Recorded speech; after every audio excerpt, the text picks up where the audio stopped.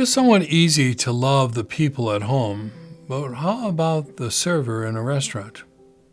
How about the clerk in the convenience store, especially the one who can barely speak English? How about the person illegally talking on her cell phone as she cuts you off on the freeway? How about the homeless man who approaches you for a handout? The test of Christian love is not just how you treat the folks at home, although some of us can certainly improve in that area.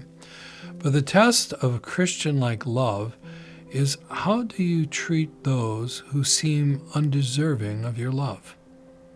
Michael Brennan was a homeless man who spent most of his nights sleeping in a cemetery near Harvard University. Brennan had used drugs since he was 13 and eventually became addicted to heroin.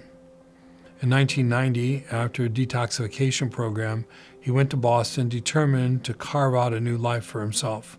His motto was, "Don't do drugs and see what happens." He worked part-time moving furniture, but when he wasn't working, like many homeless persons, he spent his time in the Boston Public Library, where it was warm and hospitable. Unlike many of his kind, however, he began to take advantage of the library for more than just a place to hang out.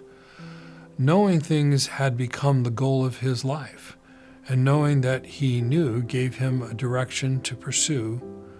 Since he was a child, he had wanted to write. It was a passion with him. He found books about freelance journalism. I didn't even know where to put the address on the cover letter. I had to start with that, he said. Brennan learned all that he could from how-to books in the library and then started to write. One day he was in Cambridge wandering the campus of Harvard University, and he came across a room full of computers and asked a student if he could use one of them.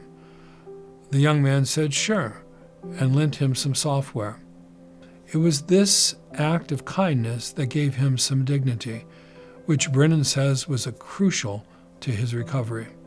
Treating him with compassion instead of scorn, he was allowed to use the Harvard computers.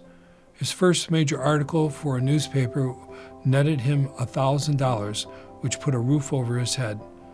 Since that time, he has had articles published in Newsweek and other major magazines and papers, as well as a book. An unknown college student helped change this homeless man's life. Wouldn't you like to make a difference in someone's life like that? Love God with all you've got and love your neighbor as yourself. Love like the love that sent Christ to die on the cross for worthless folks like you and me. Love like a grieving widow, helping special needs children and receiving their hugs and kisses. Love like that of a husband holding his wife with Alzheimer's at their daughter's wedding. Do you have it? There's only one place I know that it can be found. It is by opening our hearts to the God whose name and whose nature is love. What are the two great commandments? Love God, love your neighbor. Do these two things, and we will not be far from the kingdom of God.